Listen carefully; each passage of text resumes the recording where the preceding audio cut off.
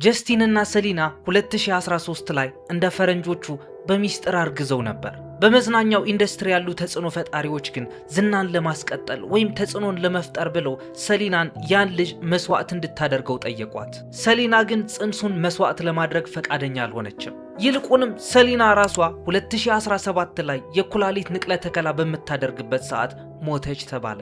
ታዲያ ከሞተች አሁን የምናያት ሰሊና ከየት የመጣች ነች? አያችሁ፣ አሁን ላይ የምናያት ሰሊና ከሚከተሉት አንዱ ነች። ክሎን ልትሆን ትችላለች፣ በጄኔቲክ ኢንጂነሪንግ የተተካች ልትሆን ትችላለች፣ እሷን የምትመስል ሌላ ሴት ነች ወይም ቦዲ ዳብል ነች። ካልሆነ ደግሞ ሌላ ሴት አምጥተው በፕላስቲክ ሰርጀሪ ሰሊና ጎሜዝ እንድትመስል አድርገው ሰርተዋታል። ጀስቲን በኋላ ላይ ያጋጠመው የስሜት መታወክ፣ ዲፕሬሽን፣ የሰጠው ቃለ መጠይቅና የተነቀሰው ንቅሳት ስለነዚህ በሚስጥር መልእክት እያስተላለፈ ነበር። ስለዚህ ጉዳይ ሳትሰሙም ቆይ አንተ ልጅ ስለምንድን ነው የምታወራው እንዳትሉኝ፣ ጀስቲን እና ሰሊና ለብዙ ዓመታት ኦን ኤንድ ኦፍ የሆነ ሪሌሽንሺፕ ውስጥ ነበሩ። ሰሊና በኩላሊት ንቅለ ተከላ ምክንያት ከሚዲያ እይታ ጠፍታ ነበር። ከዛ በኋላም ነበር ጀስቲን በጣም ከባድ የሚባለው ዲፕሬሽን ውስጥ የገባው። አንዳንድ ሰዎች አንዳንድ የጀስቲን ዘፈኖች ስለዚህ ጉዳይ በውስጣቸው በድብቅ የያዙት መልእክት አለ ይላሉ። ግን እነዛ ሰዎች ደግሞ እዛ ላይ አላበቁም። የኮርትኒ ካርዳሽያን ልጅ የሆነው ሬይን ዲሲክ መልኩ ከጀስቲን ጋር ይመሳሰላል አሉ። የመልክ መመሳሰል ብቻ ሳይሆን ይህ ልጅ የጀስቲንና የሰሊና ልጅ ነው ይላሉ። ነገር ግን ጀስቲንና ሰሊና ልጅ ነበራቸው ወይ ብለን ከጠየቅን ይህንን የሚያረጋግጥልን አንድ መረጃ እንኳን የለም። እና ታዲያ ለምንድን ነው ሰዎች ሰሊና ክሎን ነች ብለው ማሰብ የጀመሩት? አያችሁ፣ ለዚህ ወሬ መንስኤ የሆኑ በጣም ብዙ ክስተቶች አሉ። አሁን ላይ ያለው የሰሊና ጎመዝ ፊት ከዓመታት በፊት የነበረ ፊት አይደለም። መንጋጋዋ ሁሉ በተለየ መንገድ የሚንቀሳቀስ ይመስላል። ድምጿም ሳይቀር አንዳንድ ጊዜ ለየት ይላል። የፊቷ እንቅስቃሴዎችም ስትሬንጅ ናቸው። ግን ደግሞ ሰሊና እንዲህ የሆነችበት በጣም ብዙ ምክንያቶች አሉ። አንደኛው ሰሊና ጎመዝ ባይፖላር ነች። ባይፖላር ማለት ሁለት ማንነት ያላቸው ሰዎች ማለት ነው። ብዙ ጊዜ አገራችን ውስጥ የምናያቸው ባይፖላሮች እብዶች ተብለው የሚጠሩና ጨርቃቸውን የጣሉ ሰዎች ናቸው። ሁለተኛ እንዲህ እንድትሆን ያረጋት ነገር ደግሞ የስቴሮይድ ትሪትመንት ነው። ትሪትመንቱ የተሰጣት ሉፐስ የሚባል በሽታ ስላለባት ነው። ሉፐስ ደግሞ ሰውነታችን በሽታን ለመቋቋም የሚያስችለውን አቅሙን ያሳጣል። ከዛ በኋላ ቲሹ ላይ በጣም ኃይለኛ የሆነ ኢንፍላሜሽን ያስከትላል። በዚህ በሽታ ምክንያትም ሁለት ኩላሊቶቿ ፌል አድርገዋል። ከዛ በዘለለ ደግሞ ቦቶክስ የሚባል የኮስሞቲክስ ሕክምና ትጠቀማለች። ግን አያችሁ፣ ከ10 ዓመቱ ጀምሮ ፌመስ የሆነ ማንኛውም ሰው እንዲህ አይነት ነገሮች የሚያጋጥሙበትን ፕሮባቢሊቲ በጣም ሃይ ነው። ቤኒ ብላንኮም ሰሊና ጎመዝ እጮኛው እንደሆነች በማህበራዊ ሚዲያው ባጋራበት ሰዓት ተከታዮቹ እንኳን ደስ አለህ አይደለም ያሉት። አንዳንድ ሰዎች እሷ እውነተኛዋ ሰሊና ነች አሉ። አንዳንዶቹ ደግሞ አንተ ጠባቂዋ ነህ ወይ አሉት። ሌሎቹ ደግሞ እውነተኛዋ ሰሊና የት እንደገባች እናቃለን አሉ። ነገር ግን እነዚህ ሰዎች የተናገሩት ነገር ምንም አይነት ማስረጃ ሳይዙ ነው። ነገር ግን እዚህ ጋር እስካሁን ድረስ የነገርኳችሁ በሙሉ የሚያፈርስ አንድ ነገር አለ።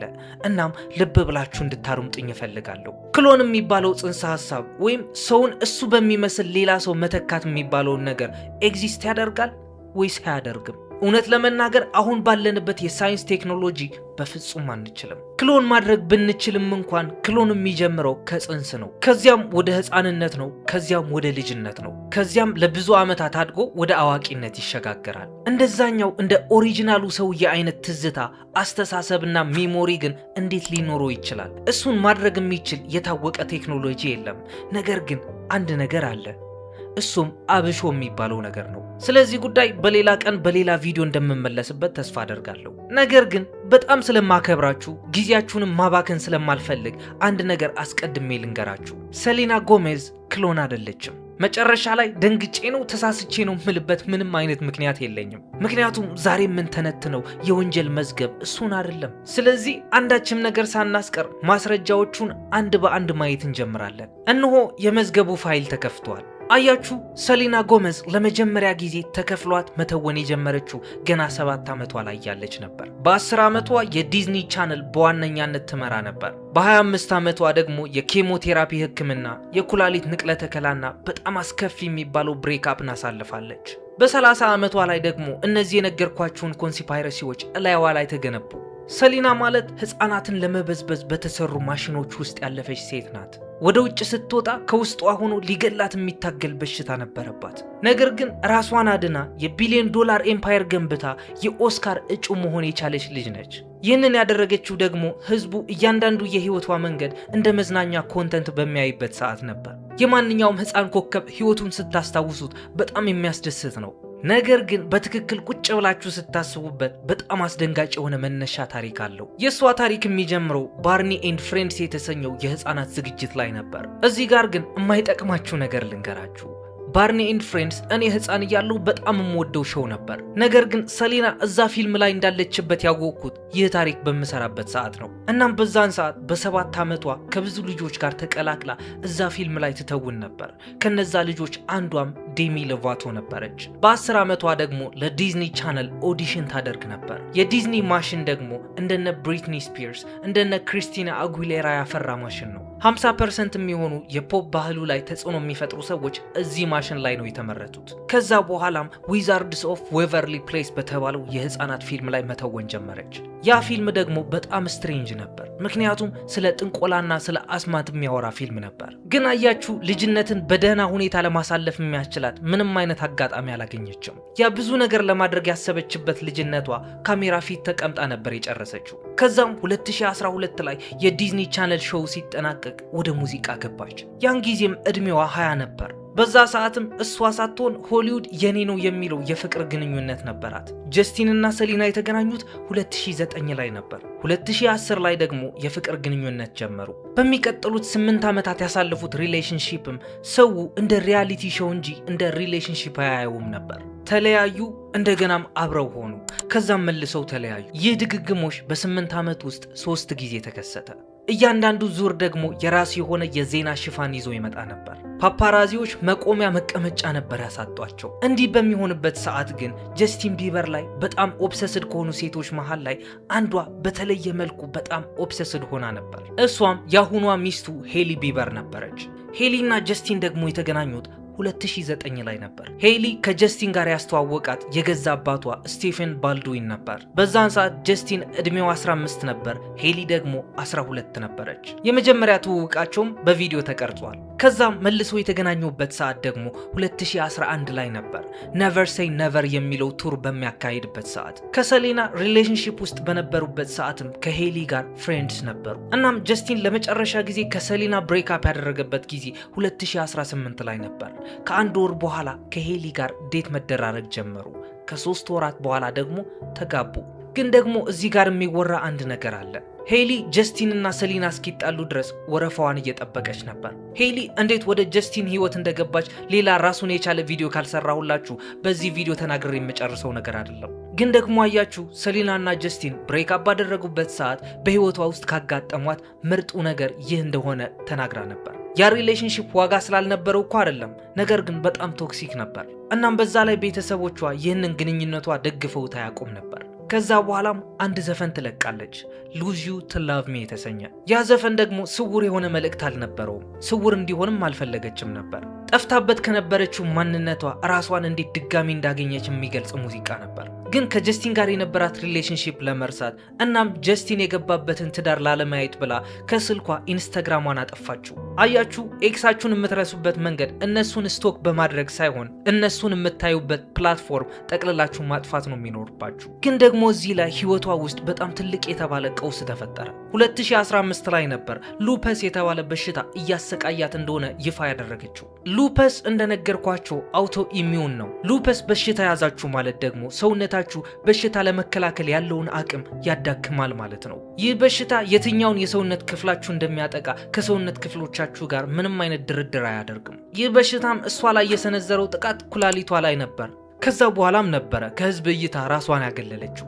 ግን ደግሞ አያችሁ በዛን ጊዜ የታብሎይድ ጋዜጦች በራሳቸው ግምት ሐሳቦችን መሙላት ጀመሩ። ማገገሚያ ገብታለች፣ በጣም ተዳክማለች፣ በጣም ዲፕረስድ ሆናለች እያሉ በጣም ብዙ ወሬ ማናፈስ ጀመሩ። በስተመጨረሻ ግን ራሷ የተናገረችው እውነት ነበር ሰውን ማረጋጋት የጀመረው። በሽታውን ለመቆጣጠር ኬሞቴራፒ አደረገች። ከዛ በኋላም 2017 ላይ የኩላሊት ንቅለ ተከላ አደረገች። ኩላሊቱ የሰጣት ደግሞ ማን ቢሆን ጥሩ ነው? የቅርብ ጓደኛዋ የሆነችው ተዋናይት ፍራንሲያ ራይሳ ነበረች። ግን ይህንን የህክምና ሂደት በምታደርግበት ሰዓት ልትሞት ጥቂት ነበር የቀራት። የሆኑ ውስብስብ ነገሮች ተፈጠሩና ዋና የደም ስሯ ተበጠሰ። ከዛም ከእግሯ የተወሰደው ደም ስርን በመተካት ህይወቷን ለማትረፍ ችለዋል። ግን ሰሊናና ፍራንሲያ ደግሞ ይህንን ቀዶ ጥገና በሚስጥር ነበር ያደረጉት።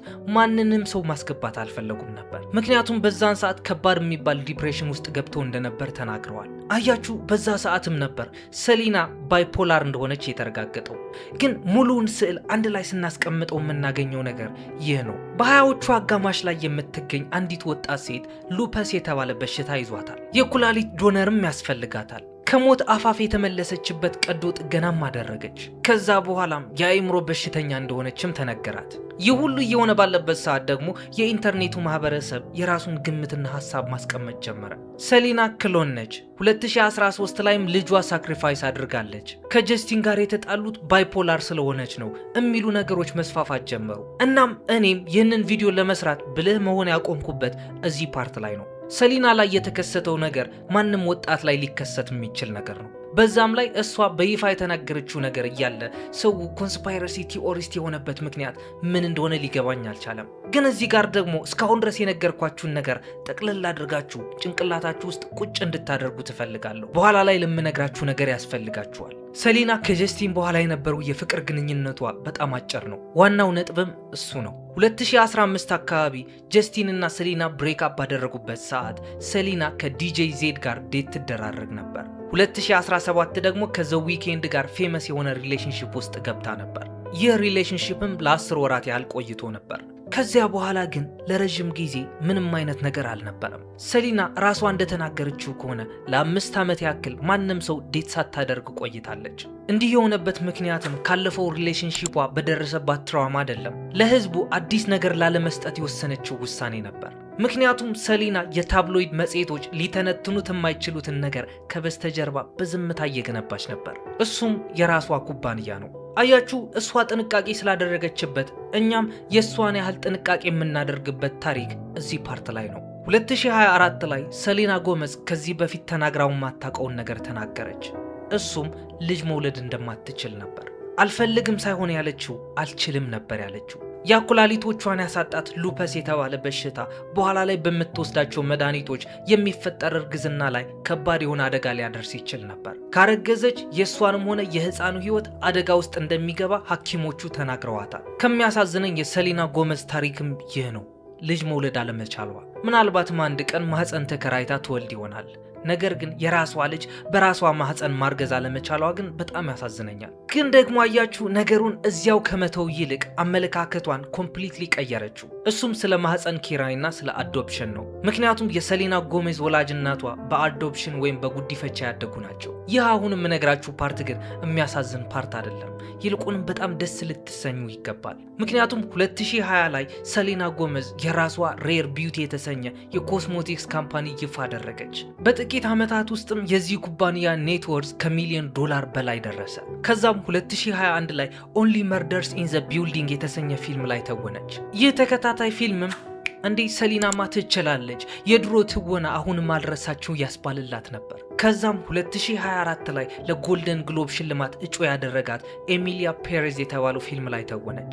ግን ደግሞ አያችሁ፣ አሁን የትዳሯ አጋር የሆኑ ቤኒ ብላንኮን ዴት ማድረግ የጀመረችው 2023 ላይ ነበር። ከቤኒ ጋር ሪሌሽንሺፕ ውስጥ ከመግባታቸው በፊት ለ10 ዓመታት ይተዋወቁ ነበር። ጀስት ፍሬንድስ ነበሩ።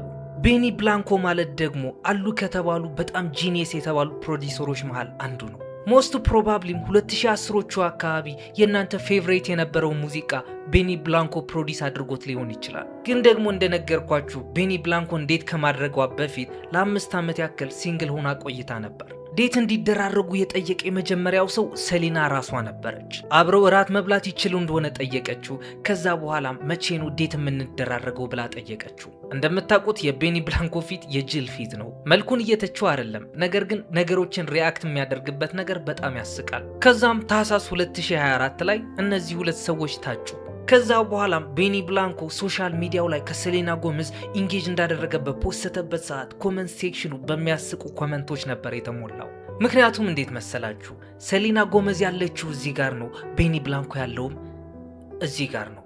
ይታያችኋል? እዚህ እታች ነው። ታይፖ አይደለም። በዛ ላይም ከዚህ መልክ ጋር እንዴት ፍቅር ይይዛታል ብለው ነበር ያሰቡት። ለዛም ነው ያቺ ትክክለኛዋ ሰሊና ጎመዝ ሳትሆን ያቺ ክሎኗ ሰሊና ጎመዝ ነው ከቤኒ ብላንኮ ጋር የተጋባችው፣ ከሱ ጋርም ፍቅር የያዛት ብለው የወሰኑት። ይህ የመንጋጋዋ እንቅስቃሴ፣ ስታወራ አፏን በደንብ አለመክፈቷ፣ ከዛ በኋላም የድምጿ መቀየር፣ ፈገግታዋን በጣም ስትሬንጅ የሆነበትና ይቺማ ሰሊና ጎመዝ አይደለችም ማለት የጀመረው ሰው እዚህ ፓርት ላይ ነበር።